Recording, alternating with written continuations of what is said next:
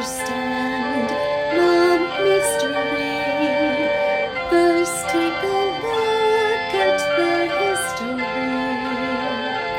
The words we use will give us clues. So join us now in Church Chatter.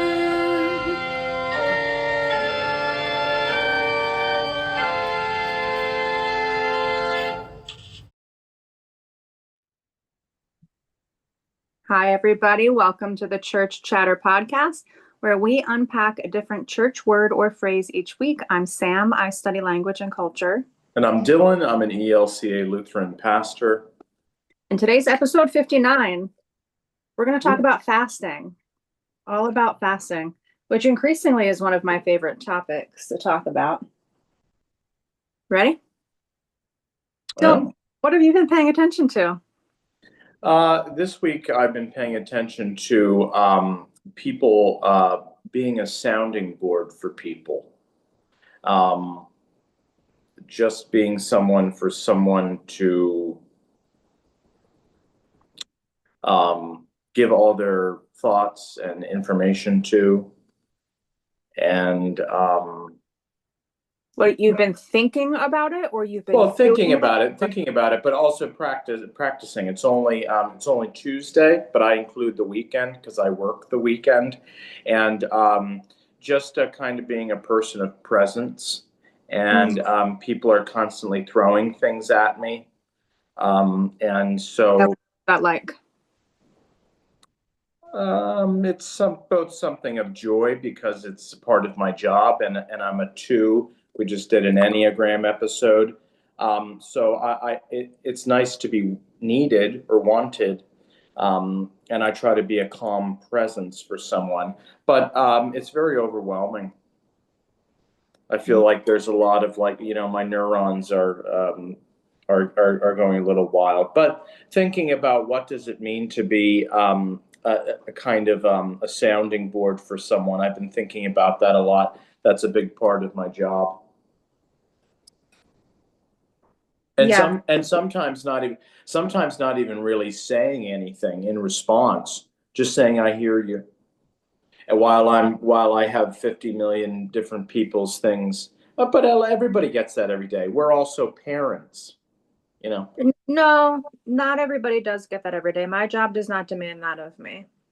Well, that's what my job has very clear boundaries. If a student starts to lay too much on me, I can say, in fact, I'm required to say, we have a counseling department that you can go to. Yeah, well, I am the counseling department. Right, that's what I'm saying. So don't sell yourself short. This is not that every person is faced with daily. Yeah, I do it with joy, and yet it is also overwhelming. That's what I've been thinking about. How about you? I'm not done with it. Are you overwhelmed because when somebody gives something to you, you then carry it and don't know how to put it down, or just because it's overstimulating to have that much emotion all day? Well, I think both. I think both. So every week before I lead 80 to 90 to 100 people in worship, I put on my robe and then I put a stole around this long piece of fabric that changes colors with the seasons of the church. And I remember being told in seminary that is a reminder of the weight that you bear as a pastor, that you take on a yoke and you take on people's burdens, and you and you can take it off. I mean, I take it off, but it's always a reminder that You though? Well, I physically take it off, the physical stole, but no. Even before you were a pastor, when we started dating, I didn't even, if you would have told me to list 100 possibilities for the future of my life, being married to a pastor wouldn't have broke the top million. I'm sure. Here we are. But even before you were a pastor, before you consciously knew you wanted to be a pastor, your personality since I've known you and probably before that has been, let me take responsibility for the lives of others, for the emotions of others. Let me take that burden on for them. Mm-hmm. You know what I mean? Mm-hmm. So it's interesting that you now find yourself in a role where you have to do that. Well, that you do that, not that you have But to. I've always had a job. I've always had a job like that. I don't want to belabor this because we have other more It's important things. our podcast, though. We could belabor it. Well, but I've always had that. I had that when I worked for the state, for the government, for the Senate, constituent concerns, and Yes, but hold on. Yes, but constituent concerns to pass legislation that's important to people, hearing their responses, hearing their concerns, and then when working at the college, uh, handling student affairs and taking care of uh, quite a few students, and now um, taking care of community of faith. So I've always kind of had yeah, this but is I think it's your personality more, and here's why. I have spent the past 15 years working in higher ed with students, and I have become very close to some of my students. Some of them I would call friends now, but I also get a lot of people telling me, not to the degree that you do, but I get a lot of people telling me those things. I don't have the personality that takes it on. There's a detachment there of like, okay, let me empathize with you in the moment, and now let me walk away and live my life. So there's something about your personality and your job mixing together in a beautiful way, also in a difficult way. right. You know what I mean? I do. There's something there. So Anyway, what are you thinking about this week? are you done talking about yourself? Is it too much? Well, we've spoken enough about it. What am I paying attention to? Okay, I'm a poet. Mhm. Before I was married with children, married to Dillon and had our girls, I went around and spoke my poetry at events, and I have poems from my 20s published and won awards and all that kind of stuff. I was like in the poetry world. And Emily Dickinson is a poet who I would read a lot, and I have a couple Emily Dickinson books here. She's one of my favorites. I didn't get her. Loved her. I didn't get her. And I tried reading her about 6 months ago. It's like twice a year I'll try reading her because everybody tells me I would like her, right? And I reread these, and now, like, I felt a funeral in my brain and mourners to and fro. That poem, I'm like, it's like something clicked, like the gears just lined up for me. And I'm like, oh my gosh, she's brilliant. What a woman. I get it. I get it. I read every poem like that is so unbelievably brilliant. I've like sunk into her awareness now. And I've been reading Emily Dickinson since college, probably in high school too, but I don't remember. But since college, actually, we had to pick a poem to memorize. And the one that I chose for my poetry class was I Felt a Funeral in My Brain. It's number 280 in her collection. But I memorized that for poetry class, but I thought it was nothing to me. And now I'm just like consuming Emily Dickinson. So good. I want to read a biography of her too, because I tend to obsess over authors when I'm into them. So yeah, Emily Dickinson. Yeah, Emily Dickinson. She's a good, and she's one of those, New England poets.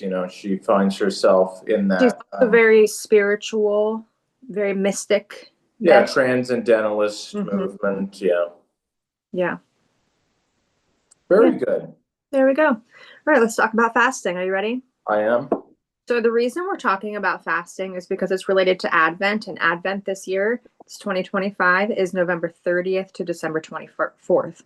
So we're going to talk about fasting, just a little bit of the history of it, and then as it relates to Advent, and then I want to end by talking about reasons we fast, because I've been learning about fasting probably for like 3 years now. I've been reading about fasting, and now I'm ready to actually do it, because if you listen to our Enneagram episode, I'm a 5. So before I embody something, I have to feel like a mental expert on it first. So here we are.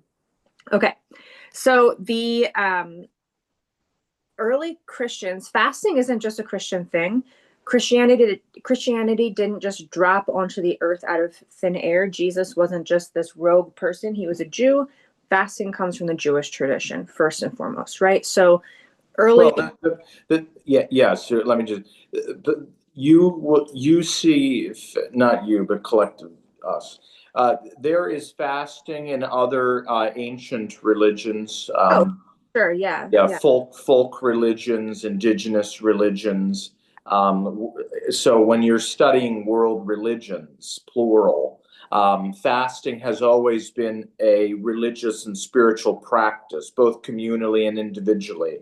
But the Jews, because Christians and Jews are connected, that's where our base comes from. Yeah. I'm sorry if I made it sound like it was I a just Jewish went, no, thing. you didn't Yeah. make it sound like that. I just, you know. Yeah. Yeah. Yeah. So, because I study language, I don't know if you know this, Dylan, but you know the saying, when in Rome? Oh, well, of course I know that. Yeah. When in Rome, do Do you know the origin of that? when in Rome, do as the Romans do. I don't know the origins. No. So it originally referred to fasting because Bishop Ambrose was advising Augustine. How do you say it? Saint Augustine. Augustine. But I know many people that say Augustine, I and know. I think that's fine too. Yeah. Okay. So Bishop Ambrose in Milan was giving advice to Augustine, which is really interesting because so Augustine essentially he was trying to fix and reconcile the differences between the church in Rome and their fasting practices and the church in Milan and their fasting practices. So Augustine asked Bishop Ambrose from Milan for advice, and Ambrose apparently said, "When in Rome, do as the Romans do," essentially meaning follow the cultural customs of the church that you're at. Yeah. Like you don't need to die on this hill. You don't need to reconcile them. It's okay if they have different practices, right? And I think this is really telling too, because the early church, I say this all the time, they didn't care as much about beliefs. They just wanted you to be practicing and embodying something. And even there, they didn't need to reconcile all the time. There wasn't a huge goal. It's around the time of Augustine, it was starting to seep in, right? But I think that's interesting. Well, and Ambrose is actually and especially in Western Christianity, which Lutheranism comes out of. Saint Ambrose is quite a heavy hitter when it comes to theology, Western theology. Ambrose is actually very interesting, even beyond the Advent or the fasting stuff. But the interesting thing is.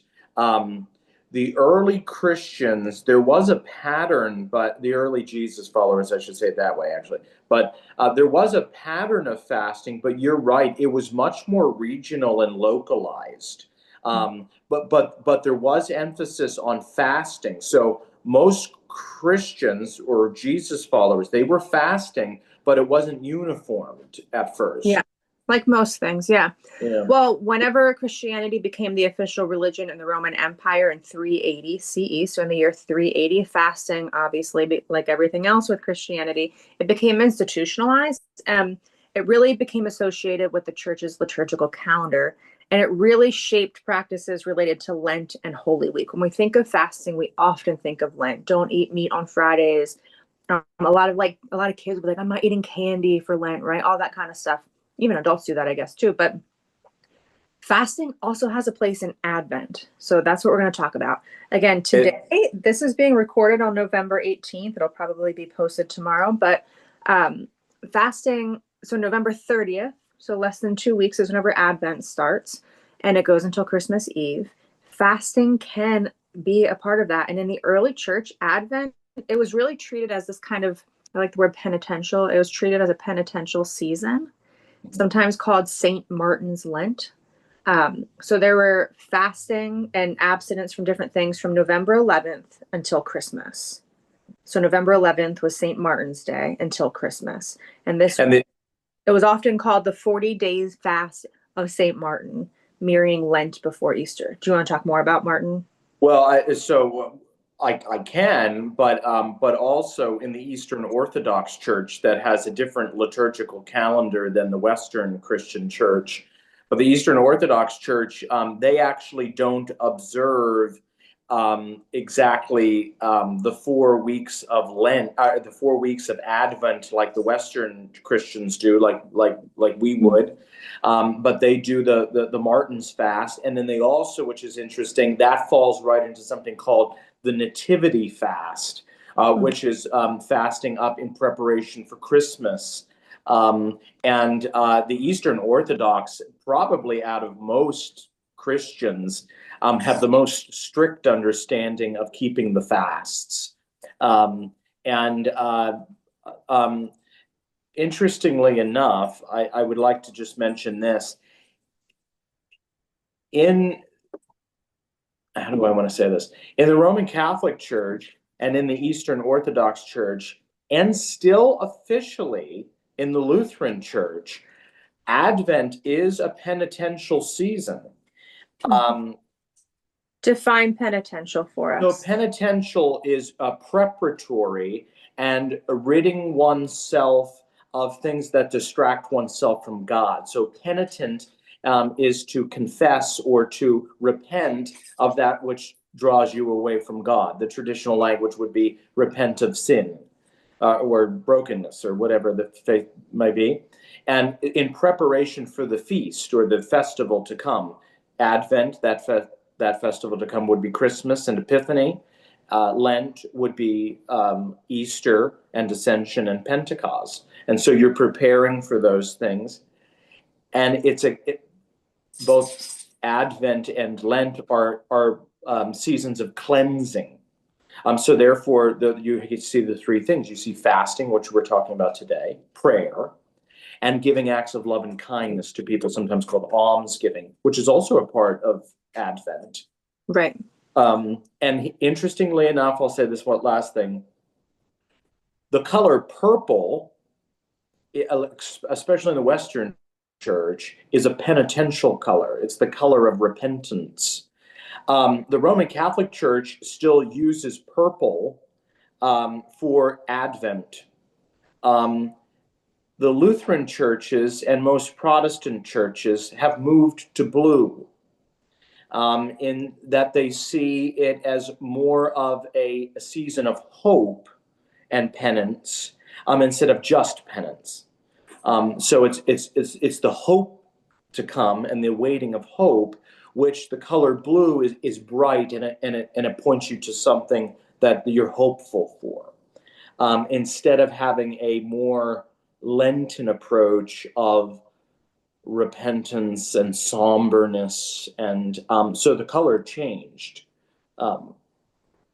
Yeah, I like to differentiate because there's fasting in the Advent season, which, like you said, is the waiting before the hope, before the trust that something good is about to happen. Jesus is about to be born.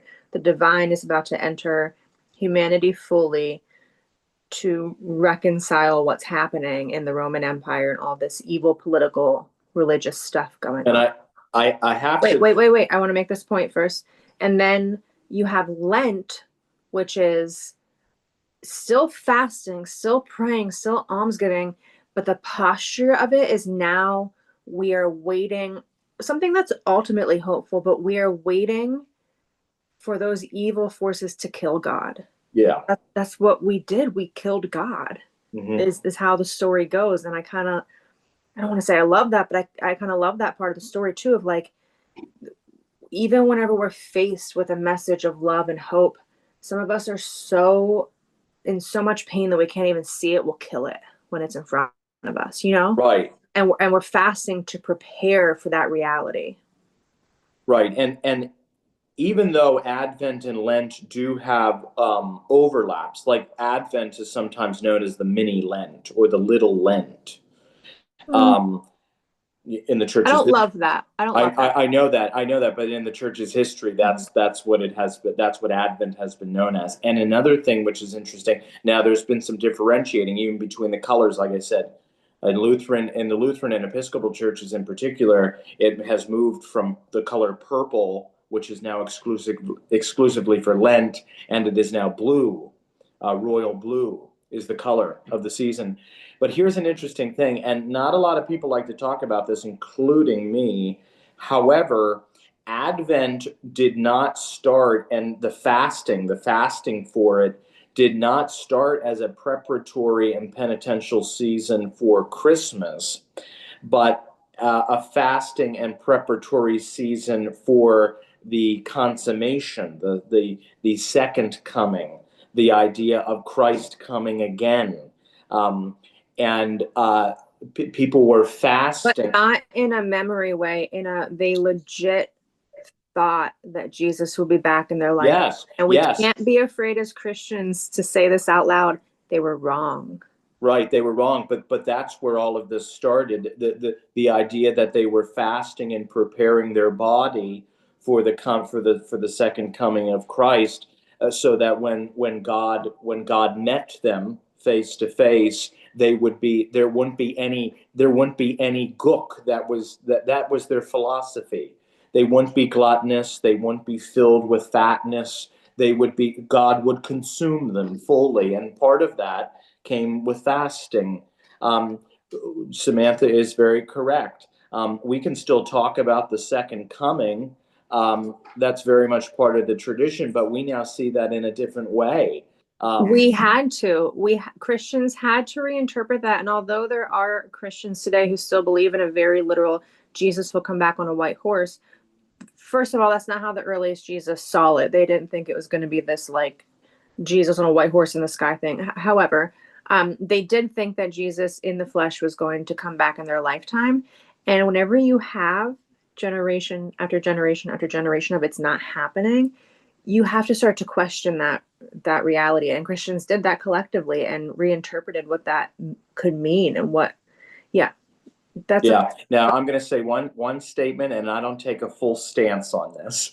The warning against a more metaphorical or a more spiritual presence second coming. Like, I believe in the second coming. I believe Jesus is coming to us again and again and again and again. His presence, Christ's presence, is with us a second time all the time. So I do believe in a second coming, and yet the warning from our more conservative siblings in Christianity would be this. I'm not saying that I believe this. I'm just saying, for some of our listening and viewing audience, I'm sorry, our dog is right here. Is this? Well, they would say, some of the Jewish people, they didn't think that a Messiah was coming. And the Messiah did come, and the Messiah did come in the flesh. And so why can't that happen again? To which I would say, well, that's fine, but to have a real clear understanding of this is how it's going to happen and when it's going to happen, and this is exactly all of that, I think that is a dangerous, slippery slope when you are moving into that kind of fundamental understanding of literalism, and that it's going to happen in a certain way in a certain time with only certain people. That's a danger. We already know that. Yeah. But that's what they would say. There was people in Jesus's time. They said they've been talking about the Messiah for thousands of years. That person's never coming. And some people met the Messiah. They believed that Jesus was the Messiah. And some Jews didn't. So, right. Yeah, all of this is to say there's a reason why Advent essentially became a period of waiting, not for Jesus to return, but for the first birth of Jesus, for the actual birth. Well, that's how we would see it today. Right. And by the 12th century, for the most part. Yes. By the 12th century, strict Advent fasting, it pretty much faded in the West, right? Yeah. And that makes sense when we think about the 12th century. It was leading into capitalism. Even in the Roman Empire, you have to remember the Romans, when they conquered people, they weren't just conquering people because they wanted power, although that was part of it. They were conquering people because they wanted their resources. That's why they required their conquered people, the communities and the nations that they conquered, had to pay taxes because they wanted money. They wanted the fattest calves. They wanted the jewels, they wanted the gems, right? And when you fasted, when early Jesus followers and Jews, but let's talk about early Christians, early Jesus followers, when they fasted, it was so countercultural because the Romans were excessive. The Romans wanted gold. They wanted all these fancy things, right? They wanted to be dripping in lavish things. They wanted to be fed grapes, right? They wanted the fat calves. They wanted to eat well. They wanted to feast all of the time. So to fast under that domination was so countercultural, right? Of like, I'm not going to let that distract me. And I'm going to talk about the purposes of fasting soon. But it makes sense that eventually by the 12th century in the West, and the Western world, the United States especially, we were founded under a gluttonous ethic of excess. Like the West was, that's the foundation of us, is like more, more, more, give me more. So when we fast, it's so rebellious to the powers that be, because systems, if we all collectively fasted, systems would crumble tomorrow. Amazon would go under, right? There'd be enough food for everybody if we could just collectively fast and refuse what we don't need. That being said, there's something to healthy desire. It's okay to want, right? So that it's living in that tension. But this is why then eventually, so in the 12th century, Advent fasting was kind of gone, right? Like, Right. Can I just say one real quick thing? So when you get into the 4th, 5th, and 6th centuries, even arguably the 7th, where you finally get an understanding of a 4-week Advent. Christians that were Christians, including infants by that time, but adults earlier. You see the fasting as a preparation. You would fast for the 4 weeks of Advent in preparation once again for something to come, and that feast or that festival was Epiphany. And Epiphany was interesting because at that time it wasn't just about honoring the Magi or the three kings or the wise men, but it was about Jesus's baptism was celebrated on that time, the wedding feast at Cana. So this idea of a great feast, of a wedding, Jesus's baptism in connection with other people's baptisms, and then the giving of a gift, the giving of yourself to follow Christ, just like the Magi brought gifts. So this idea of fasting and preparing yourself for the festival of Epiphany was in great preparation for that celebration. yeah, when I think about fasting for Lent, it's very it's about sorrow, and it's about being in touch with our grief, and it's about rebirth. It's about acknowledging that a part of us has to die if we want to resurrect as something new. That is always the truth with identity. We can never evolve. We can never become a better version of ourselves until we let an old version of us die. That's the Jesus on the cross story.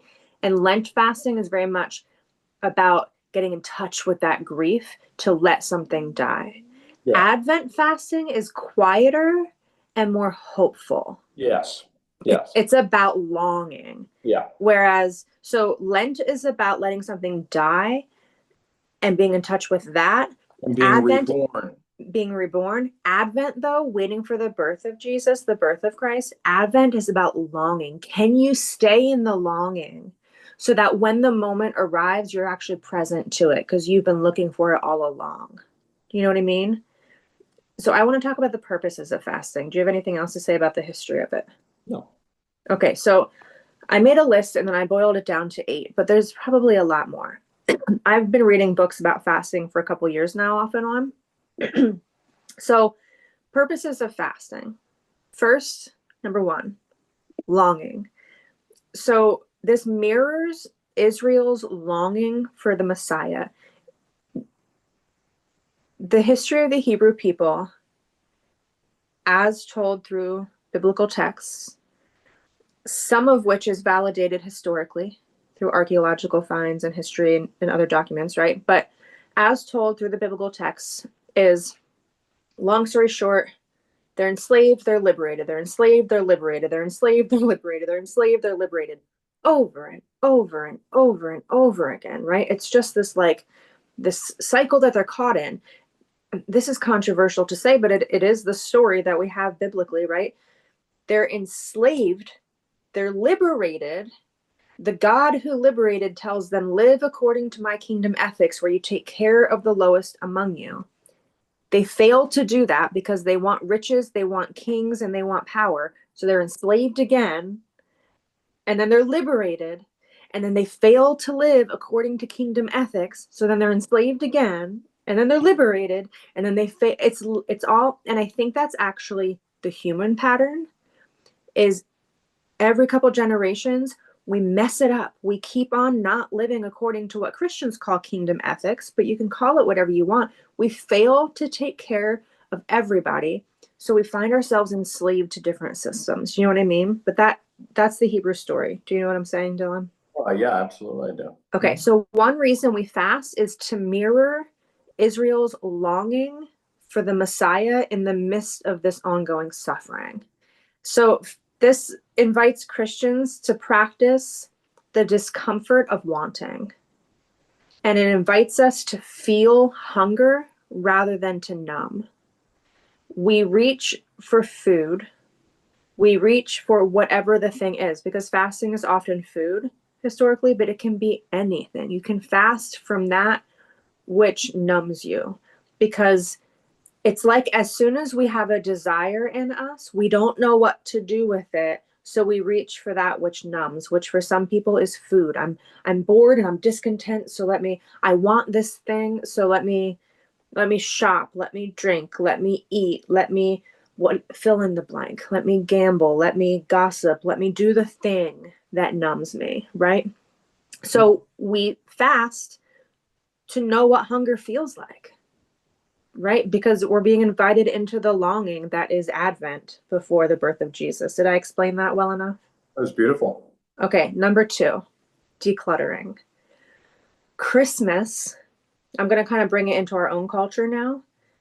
Christmas is noisy and it's cluttered and it's full in all the ways. It's spiritually full. If you're a person who's part of a spiritual community, it's so busy. You're constantly at church or whatever your community is. You have events and like all these things. Like it's so much. You are having meals with family, right? There's all these holiday meals. There's all these social events. It's also very full because people keep giving you gifts. People keep giving you cookies. It's just so much coming inward all the time, both physically and emotionally. There's just so much. But fasting leading up to Christmas it creates room on the inside so that the eventual arrival can actually be felt. Anything to add to decluttering? No, that's really great. Good. Number 3, which is kind of connected, but we fast because it's resistance to consumerism. The empire, whether it was the Roman Empire or the empire we call capitalism now, is all about eating more, buying more, hoarding more, distracting ourselves more. When we fast, it puts us into a different rhythm of consumption. Do you know what I mean? Mm-hmm. I feel like our rhythm of consumption right now, it is no rhythm. It's just a flat line. It doesn't go up and down. It's not feast and fasting. It's just a flat line of death that's just always consume. And I'm not liberated from this myself. It's just always buy more, always eat more, always do more, right? Some of us are achievement oriented. Always do more, always get more, always be more, improve, like whatever it is for you. It's more. So we fast from that which enslaves us so that we can enter into a different rhythm of consumption, feasting and fasting, right? If we fast for a while, we can slow it all down. Number 4, embodiment. I feel so strongly about this. Christianity is a faith of the body. I mean, Christianity is unique in that our story tells us that God dwelled fully in a person, in the flesh, right? We are not, like Buddhism can be very heady to me when I learn about it. But would you agree, Dillon? Yeah. But Christianity is a very embodied practice. This is why I can be pretty, listen, I think that online communities can exist and flourish, right? There's a space for it. I'm pretty anti-online church for myself. Christianity is embodied for a reason. I don't want to sit in front of a screen, and I don't want half my community to be on a screen. I want to be in the flesh with people. I don't teach online classes anymore. I teach face to face because I want to be in a room with other bodies. I think that's how learning happens. I think it's how connection happens. I think it's especially how church happens, right? We are embodied. So God became flesh. Fasting is not just mental, fasting is an actual thing that influences your body. You do it with your body, right? So I think that's important. Number 5, attention. When we fast, especially from food, we quiet the body. And this helps us hear things that we wouldn't otherwise because of nonstop consumption and digestion. This is actually a very biological thing. Like, it's just true at a physical level, right? Is if we're constantly eating, we're constantly digesting. And I've heard some of my students this last semester did research on, there's more and more research coming out saying fasting can actually help with different cancers. Keep that at bay, right? So I think that's really telling too. Like, we shouldn't, if you have an eating disorder, that this is not for you. This is something totally different. That is a whole different set of rules. But for people who have a healthy relationship with food, this eating 3 meals a day, all day, every day, all the time, first of all, that's very new for the human body. That is not true for most of history. But it also, this, we're constantly digesting. We don't, our body doesn't have a moment to like think, right? Let's just like calm down for a minute. So there's that. And whenever we quiet our body down and stop the ongoing consumption and digestion, we can actually hear a little better. Number 6 is hope. So hope, it's not a passive thing. Hope isn't something that happens to us. Hope is something that we do, right? It's very active. I believe that. And fasting is a practice, especially for Advent. We fast with the inherent trust that a feast will come, especially if we can really ground it. We fast leading, like Advent leading up to Christmas, knowing that Christmas Day or Christmas Eve, there will be a feast. We will have a large meal with family and friends. This is not forever. We are not in a permanent state of fasting. A feast will come. It will always come. There's always a feast around the corner. So The beauty of that, yeah, the beauty of that too is specifically the first day of Advent, which falls on a Sunday, the first day or the first Sunday of Advent. When in the Christian tradition, when we light the Advent candles around the evergreen wreath, we are reminded on the first Sunday of the hope that the prophets of old in the Hebrew scriptures foretold of the Messiah to come. This hope, that this longing, this awaiting of the Messiah to come. And so hope in particular, as not just some abstract thing, but a real reality, something active, is the very activity, if I can say it that way, the very activity that starts off the season of Advent. We are people of hope, and that the whole 4 weeks, the whole season of Advent, it kind of, that's its root, and that fasting helps carry that hope through. That hope moves into peace, then it moves into joy, then it moves into love, then it moves into light. That's the whole that's the whole kind of arc of it as it moves. Wait, say those again in that order. So the story, with the way the story works. Yeah, just say the order of the 4 again. So the first one is hope. And hope moves us into peace, and peace moves us into joy, and joy brings us to love, and love brings us to light and illumination. It's so good. It's like, it's so wise too, of like our founding fathers of Christianity, right? Like, there can be no joy if there's not first peace. You Right. can't experience joy if you don't first have peace, and you're not ever going to have peace if you don't have hope first. Right. And you're also going to And there's struggle not going to be any love or light in your life without all of those things first. Like, it moves us through. It's so wise. and this is another symbol that is in other both mythical and pagan and world religions, but Christians have also taken it on. Jews have as well, but in the Christian tradition, in the season of Advent, it's also this idea that especially in the northern hemisphere, when everything starts to die, the trees are bare, everything's done, not a lot of, the harvest has already come in. The idea of an evergreen or something that is eternal, something that lasts, is what we wrap around these candles of hope, peace, joy, and love and light, which is right in the middle. It's this idea that wrapped around evergreens, these things come to us and they're eternal. They're the past, present, and future. They're they're all the time, especially in a season of winter and darkness, and so all of it helps us prepare Mm-hmm. for Christmas and Epiphany. That's good. All right, number 7. This one's the most important to me. There's only 2 more left. So to preface it quickly, everybody knows this by now. Everybody's got to. My creative life is so important to me. And years ago, I got a book at Midtown Scholar in Harrisburg. It's called The Art of Noticing.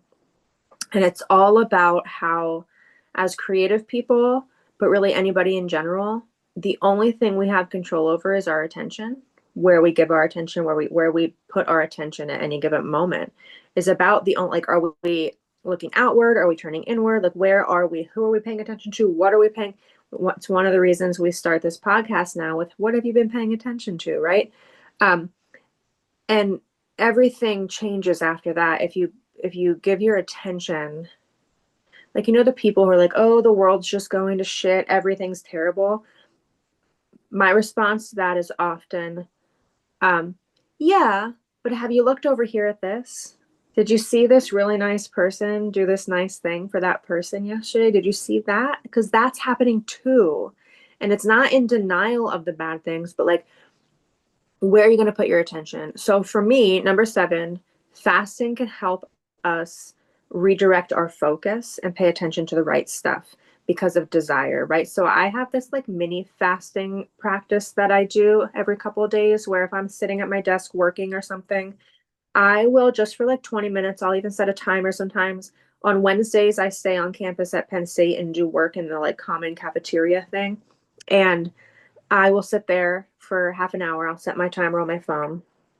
And I will tell myself, whatever desires you have in this moment, you're fasting from them. And I'm talking about everything. So if I suddenly am like, I have to go to the bathroom. No, you don't. Like, maybe a little bit, but you just want to procrastinate from writing, from your creative life. That's what you want to do. Oh, I could really use a coffee. I should get up and go get a coffee. Oh, hey, that's my student over there. I should go talk to them. No, you are here to work on this creative project. You are writing, you are here, right? So I just do this mini fasting of any time a desire pops up.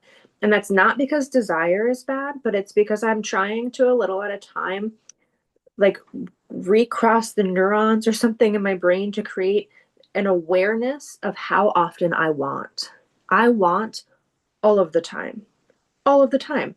I find myself, like a lot of people, I'm scrolling on Instagram and I didn't even make a choice to do that. Or I thought of a shirt that I saw at a store that I like and I'm on Amazon before I even know it. It's in my shopping cart. I'm like, wait, what am I doing? What just happened? Right? So this fasting, you can do it on a longer, like, doesn't have to be 30 minutes, right? But if we turn our focus away from these constant desires that we have been programmed, we have been conditioned in the cult of capitalism to want and desire all of the time. And if you set a timer for 10 minutes, it's actually wild how often you want things. It's crazy. But this means we can turn away from our desire if we fast from something, whatever it is, even if it's food, right? Every time we're like, oh, I'm hungry. Usually you're not. Typically, unless you have like a real disciplined relationship with food, oftentimes you're like, oh, I'm going to eat.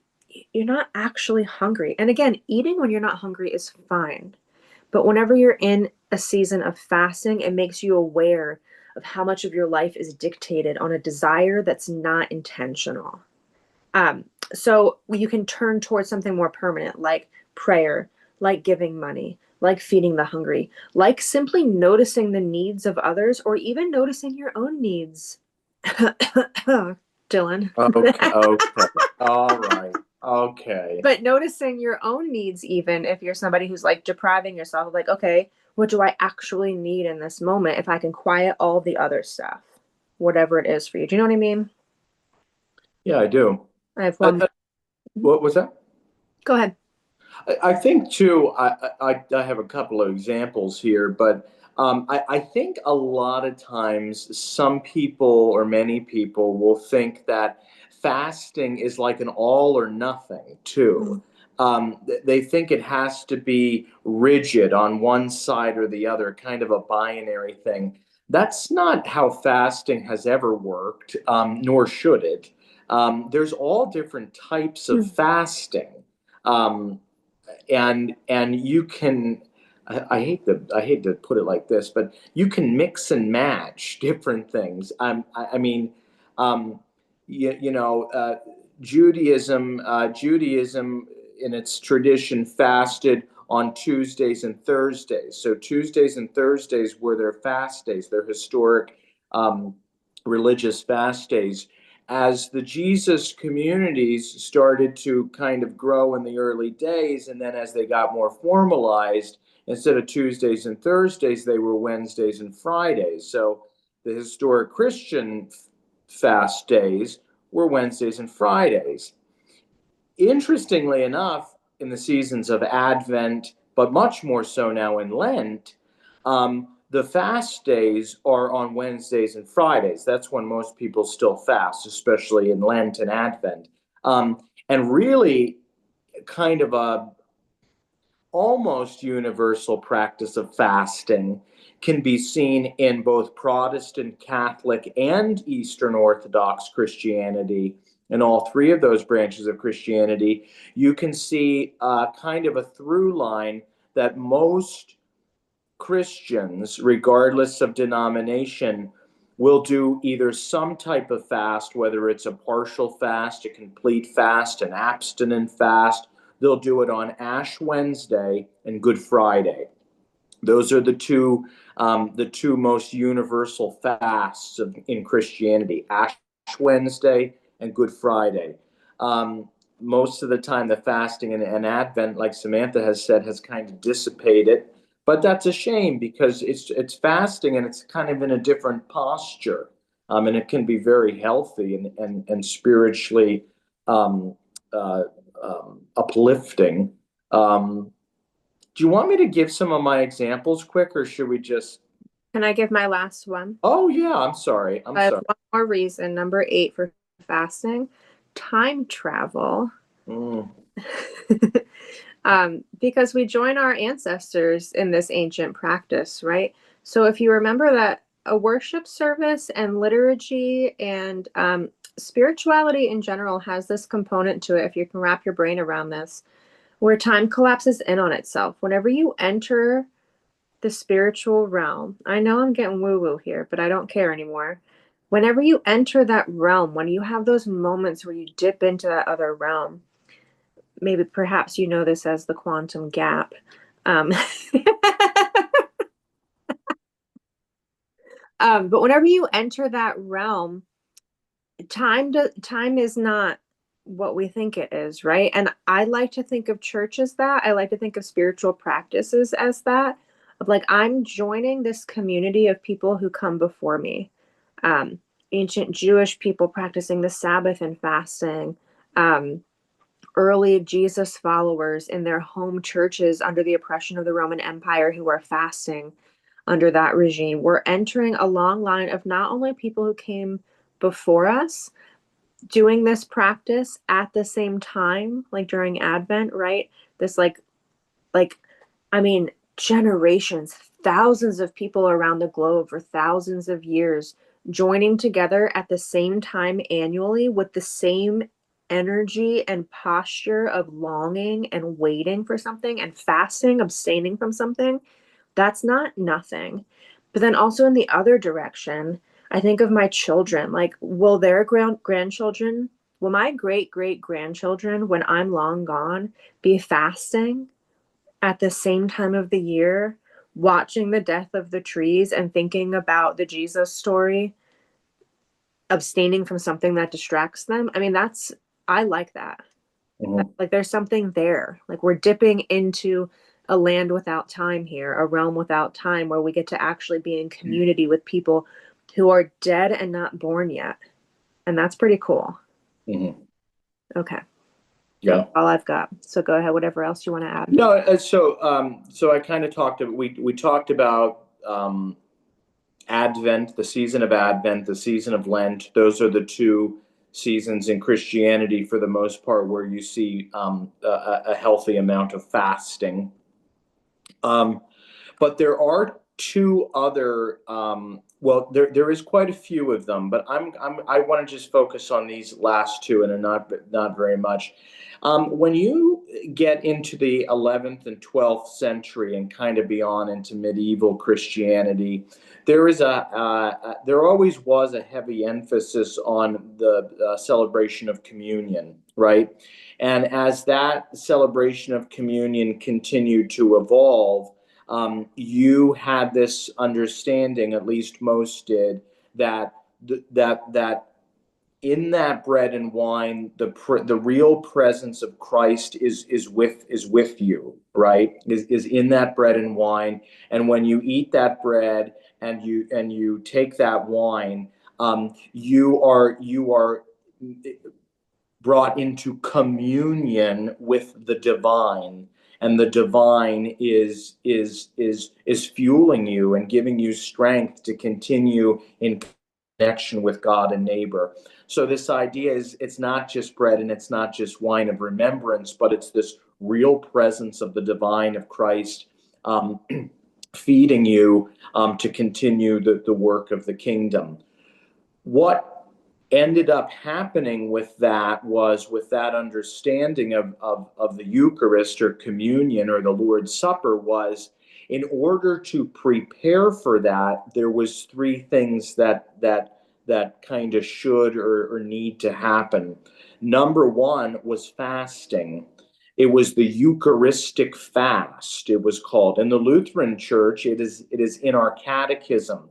It says that the Eucharistic fast is a good way. It's not required, but it's a good way and an encouraged way to go to the table. So that when you go to the table, you've been fasting from all of that stuff that draws you away from God, so that when you and God kind of collide, when you and God commune together, that you're prepared to receive God, who gives you grace. So there was fasting. The other one is confessing. So in the community together, confessing all these things that have separated you, and then being at peace with one another. So there was fasting, there was confession, and there was peace. And those were the three things that prepared you to take the Eucharist.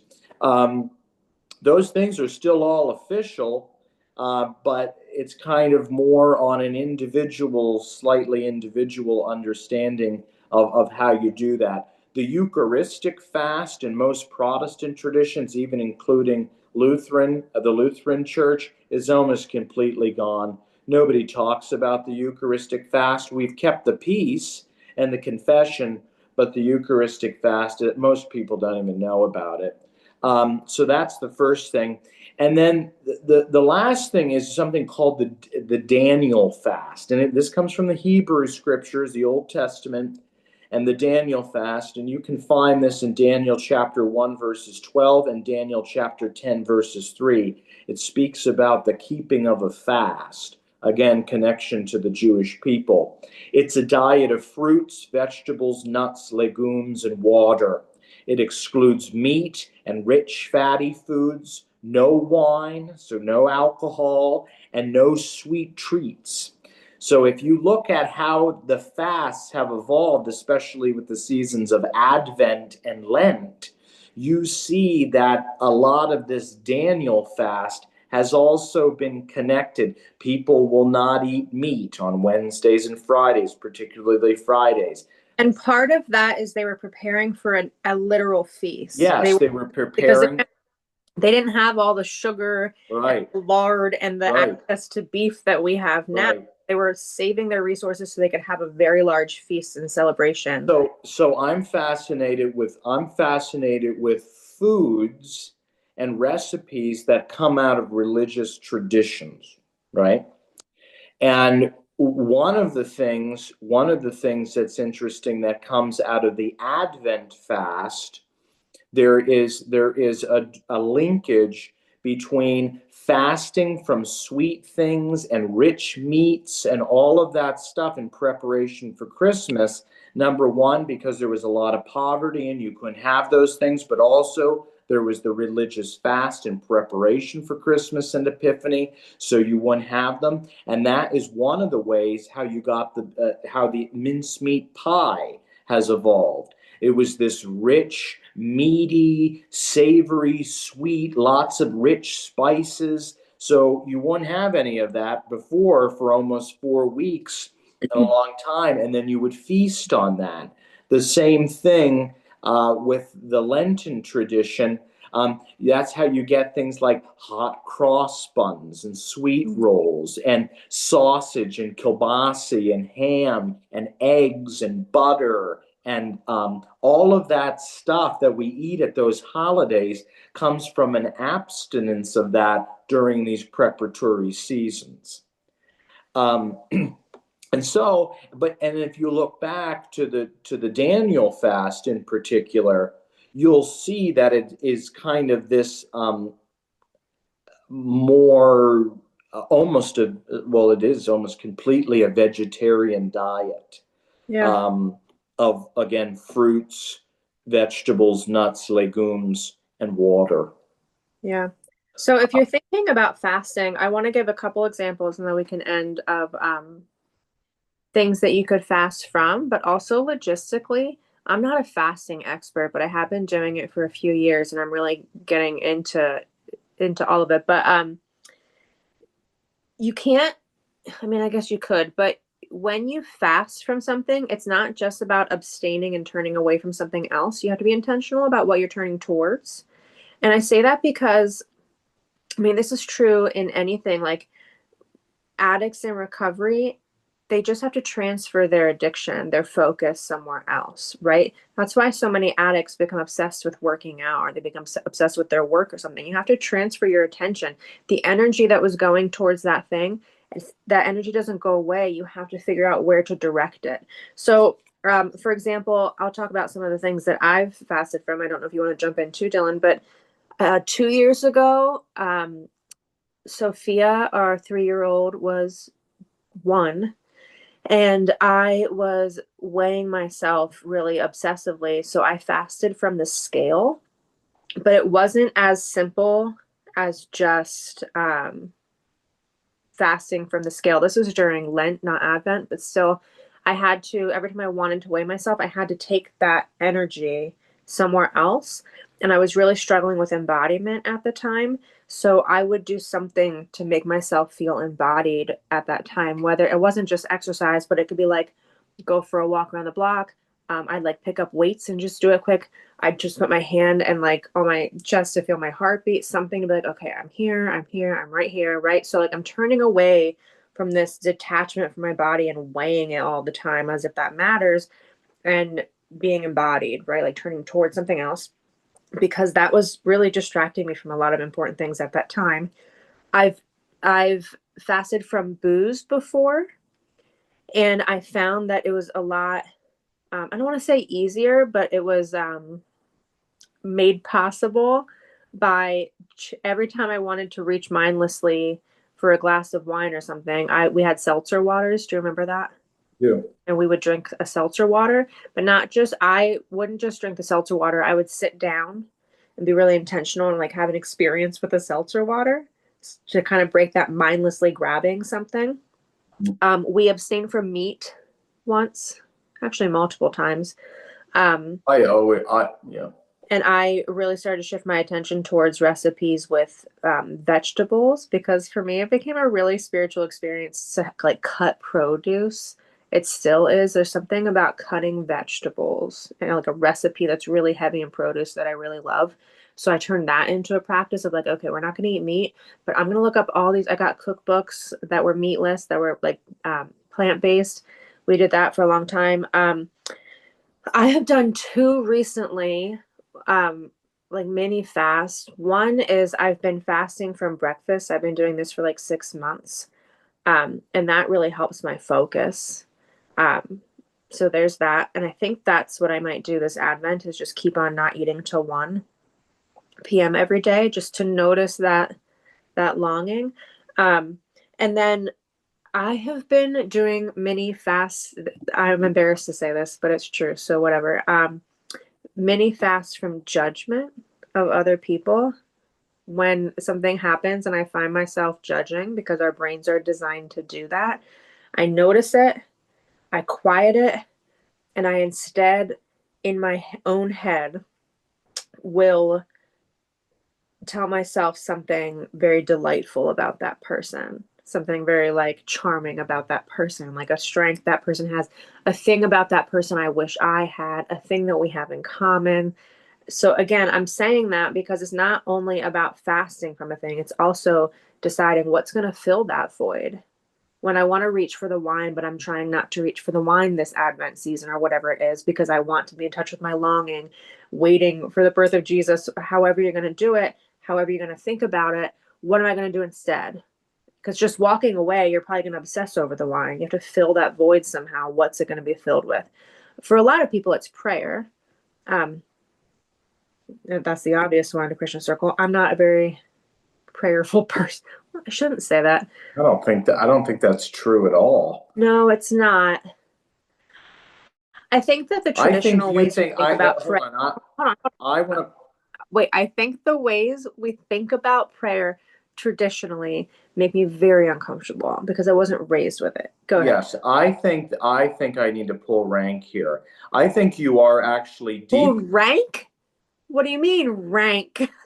I think that you are deeply a person of prayer. I'm just reiterating what you said, which I shouldn't, but I think you're deeply a person of prayer. I think what you do in terms of your prayer life, you think is less than, because you're not folding your hands and kneeling and praying, liturgical prayers.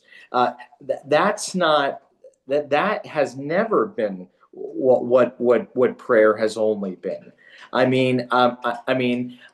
think of if people actually looked at the biblical narratives, Old and New Testament, and they would see how people prayed, they'd be astounded. I mean, read the book of Job and see how he prayed. The prophet Jeremiah and Isaiah, how I like to say it. Even Jesus, how he prayed. They were not kneeling at their bedside with their little books. Yeah. I mean, there's nothing wrong with that either. But they were that. I just don't like. I'm not. For me, again, I wasn't raised with it. Like praying before meals and all of that stuff does make me uncomfortable. I'm not a huge. I just don't do it. Well, that's not what you were brought up with. Right. But I do have, I've talked about this a few episodes ago, but I do two-way prayer in my notebook. But I have that practice, but I also have a real discipline of listening in my creative life. I mean, like I'm woken up by full pages of writing, and Dylan knows this. I'll run into the office, turn on my computer, and just start typing of like just pages given to me at 4 Which is a prayer. Right, right. Which is a relationship between you. I'm not saying it, but a relationship between you and the divine. It's interesting because a lot of ways that you connect with the divine through prayer, that's foreign to me, and yet it's clearly prayer. I accept it as prayer. I think because there's been the prayer has not been monolithic. It never was. But like for me, I'm not good at two-way writing prayer. That doesn't really work for me. I don't really do We that. could do a whole episode on prayer. I should read a little more about prayer throughout history, but it is interesting. I feel like prayer is, and this is all part of fasting. Prayer oftentimes, especially formally when it was more institutional, when you sustain from something, in its place is prayer, right? But prayer has really been painted as something that you offer, but like I'm speaking, I'm saying something. But for me, prayer has been about, and fasting is part of it. When I start a new creative project, I put fasting from certain things into my life. I have, when I wrote my book that comes out next year, I got rid of all social media for a year. For the book that I'm writing right now, all of the group chats except one, which is with your family, but that one's not too overbearing sometimes. I was in a lot of group chats that were overwhelming. I kindly texted them and said, I'm starting a new project. I have to get out of this group chat because my phone was going crazy all of the time and it was out of control. So there were like 6 group chats that I'm just not a part of anymore, that's fasting, right? So for me, prayer feels like fasting so I can create the space to hear, right? And that feels like prayer to me, like hearing. Yeah. So I too have fasted from a lot of things. I always, for as long as I can remember, maybe not as a kid as much, but in my adult life for the most part. And this was also taught to me in that I was brought up in Christianity. I was brought up in the church, but I keep an abstinence fast on Ash Wednesday and Good Friday. I eat one meal and I never eat meat. That's what I do. I never eat meat on Fridays in Lent. I have also given up many things. I have added some things that I usually don't do in a type of almsgiving. But interestingly enough, even before Samantha and I were married, when I worked at the college in particular, we did things, especially between Christians and Muslims. We would do Lent together and we do Ramadan practices together. And what was so interesting was one of the things in particular was kind of a fasting from water consumption. Watching how much water you just left run all day in the shower, or washing your hands, or using it with cooking, and looking, and because not everyone has access to water, number one. And number two, this idea that there's just, you can just take and take and take and take and take. That's an interesting one, watching your water consumption and purposely fasting from that. We've also done things together, such as reducing plastic, not taking plastic bags every time you go to the I store. forgot about that one. Yeah, the grocery store, and trying to think about God's creation and the environment, and not polluting it in toxic waste and going into dumps. Environmental fasting, and trying to reduce degradation is a great thing. Trying to look at in Advent or Lent your carbon consumption, in terms of like, how do you heat your house, and how much are you polluting the air and the water and the land, thinking about fasting in that way. That carbon consumption is something that most people just, they don't even think about. And CO2 levels, and seeing how high they can get when we just keep going and going and going and going. And the really interesting thing, specifically with the plastic bags, we still are pretty good at not bringing plastic bags. Yeah, we are. Because when you do something for 4 weeks or 40 days, you become very aware of like, I was mindlessly doing that thing that causes harm to myself or others or the planet or whatever. And it's actually really easy not to. Right. And again, you said this, but I think it's important if you're thinking about fasting for Advent or just thinking about it for any time. It doesn't have to be all or nothing. It could be one day a week.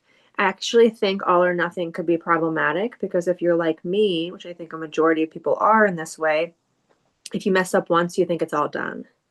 Yeah. It's like, nah, okay. Also, we have to live in this tension. I wish that it was institutionalized in some ways because I think fasting with a community would be a lot more powerful. However, throughout history, a fast was often broken, especially food fast. If somebody was fasting from food, it was broken if there was something with community, if there was a wedding, if there was a party, a birthday party, if there was something like that, you didn't do it, right? Like if you're fasting from going out to eat, but you have a friend who's in town who you haven't seen in a year and they want to go out to eat, throughout history, that would be a reason to break the fast because it's in connection to someone else because it's still intentional. It's the mindless stuff. So thing there. So it is interesting because, like, in terms of like whatever you want to call it, a necessity or mandatory or something like that. Most religions, like if you were to look at like Christianity as a whole. Christianity, especially the Roman Catholic Church and the Eastern Orthodox churches, they require fasting. Now, that doesn't mean that every adherent is doing that, but they require fasting, specifically in Lent, but also still sometimes in Advent. The Islamic tradition, Islam, they require fasting. It's actually one of the 5 pillars of Islam. The Jews, they still have required fasting. The Lutheran Church still has required fasting on the books, but we have that's one of the downfalls. I'm going to talk bad about Protestants for a little bit. The Protestant traditions, most of them, we have kind of led ourselves in a little too deep, I think, with the individuality, including Lutherans. Well, it's not a requirement really anymore. If you want to do it, we encourage it. Maybe even we highly encourage it, but you don't have to do it. Well, as soon as you kind of like put on the brakes, it starts to fizzle real quick. It does. It starts to fizzle real quick. One of the issues with having it as a necessity or mandatory is when you're connecting it to brownie points with God. See, that's where I think the Protestants in particular, the church with a capital C, was saying, well, if you fast and you pray more and you give more acts of loving kindness to people, God's going to love you more. And so people, oh, well, of course they're going to do it. They want God to love them and they want to be in connection and they want to love their neighbor and they want to go to heaven and all these things. It makes sense. And yet, you can still have an obligatory understanding of it or communal understanding of it or a mandatory understanding of it and not have to have it as a brownie point system. I like the word posture because it really is like, so I've been in for like 6 months, I've been in and out of fasting, like to be in right relationship with my wants and desires. But I'm in a season of life where I can do that and not be rigid about it because my posture, for whatever reason right now, it's not tied to my self-worth. It's not tied to my, like, I need to do this to be good. But there have been other seasons in my life where I try to stop a certain habit or to fast from something or to like change something about me. And it's the posture is that of unhealth and rigidity and I'm not good enough and I need to do this to be loved and like all of that. Right. And that is not the posture that Advent fasting is. No. So if you feel yourself in that season, then maybe fasting isn't for you, or maybe just be really specific about what you want to do. I don't want to say fasting isn't for you, but do the work to try to not be rigid about it, and know that you get to design a fast however you want.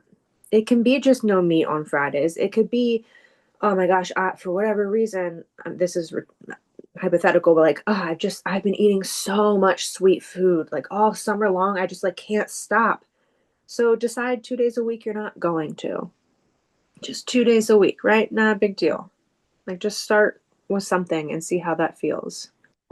So what are we going to fast from for Advent? I'm going to fast from eating in the morning.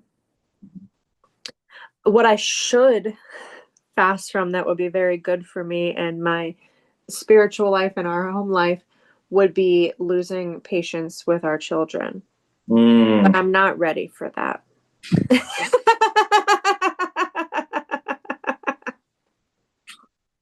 Oh.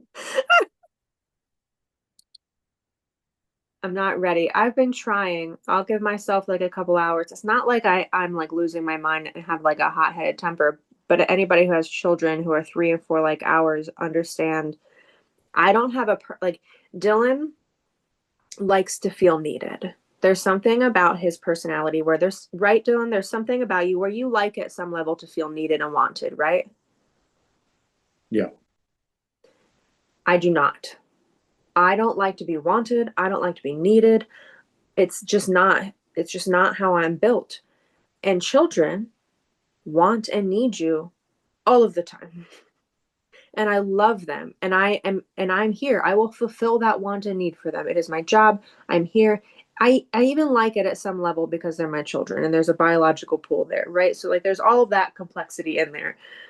But sometimes after 3 or 4 or 8 or 9 or a whole day where I'm trying to work from home and do grading and they're here, oh my gosh, my tolerance for being needed becomes low. I become very depraved.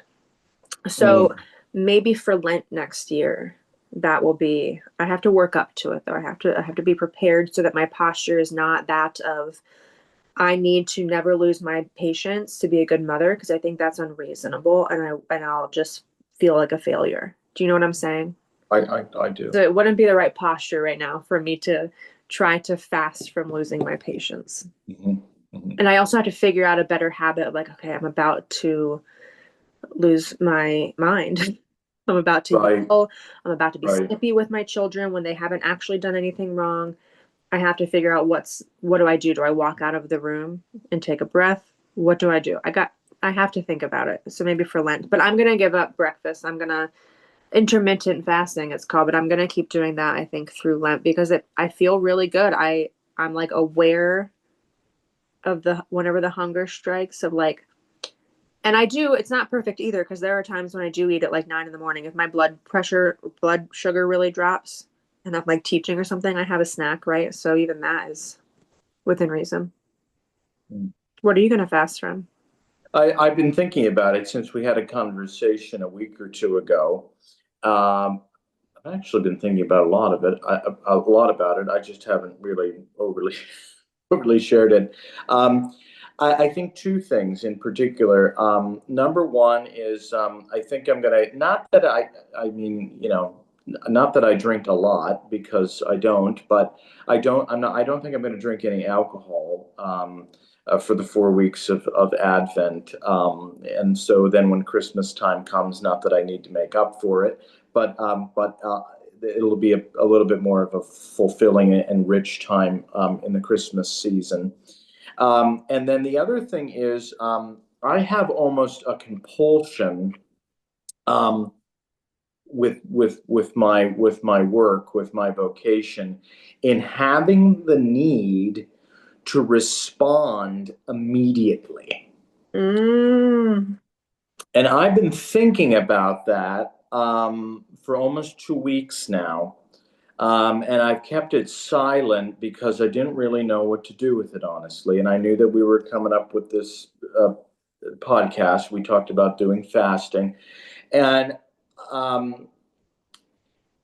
if the season of Advent is awaiting something and having hope for when that thing comes, which that thing is Not just hope, but also trust that it will. yeah, yes, Right. yes. Yeah. And that for me and for most Christians is Jesus. Um,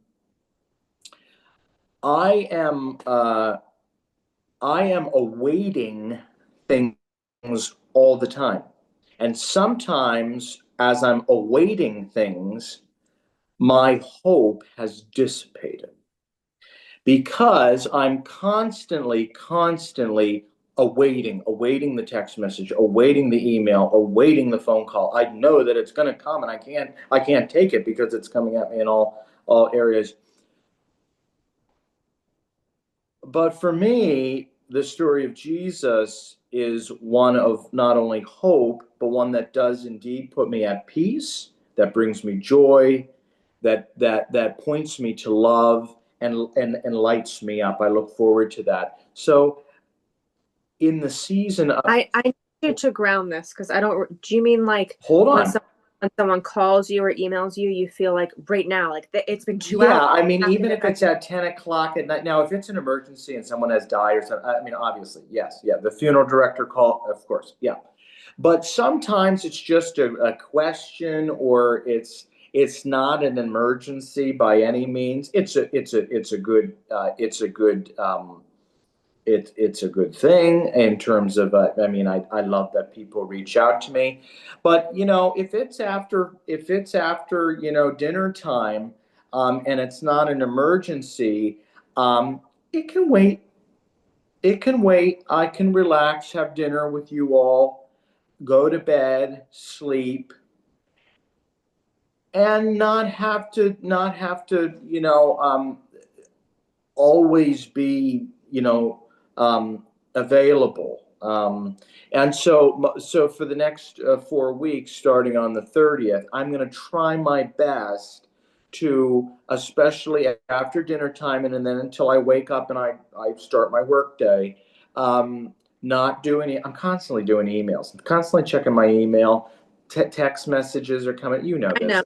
I don't need to. I don't need to tell you. The monster that it is, and that's been weighing on me. And It's been a long time coming. I don't know if you remember this, but when I first met you, I need to fast from that yeah, in preparation for. I know I was getting a little floaty there but in preparation for me to really, because this is really one of the busiest times of the year for me. And I need to fast from the other things that are pulling me away from being able to have my own experience, but also lead others in an experience as a community. Does that make sense? it does. Yes. Yes. When we first met, you had a job at the college where you were on call 24/7. You actually lived on the campus, and it was constant. And when you left that job, you said, never again.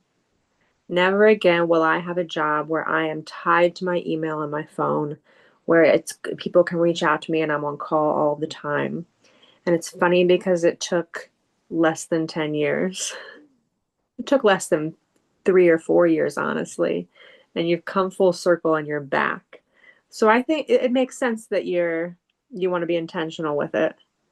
Everything's cyclical. Mm-hmm. But I do think I'm not a big person on free will and choice and decision. But I do think sometimes when the rubber meets the road, we do have the capacity, the ability that I believe God gives us to be able to say a 2-letter word. No, I'm not going to do that. And that's hard for me. I hate saying that word.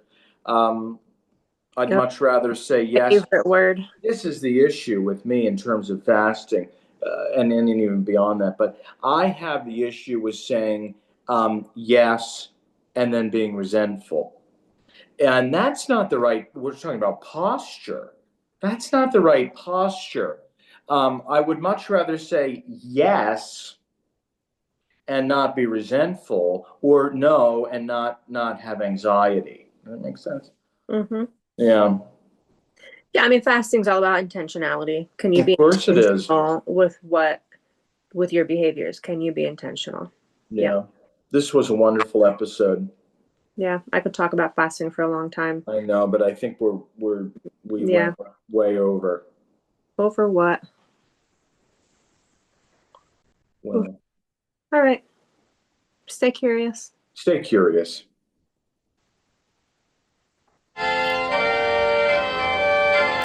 To understand the mystery, first take a look at the history. The words we use will give us clues, so join us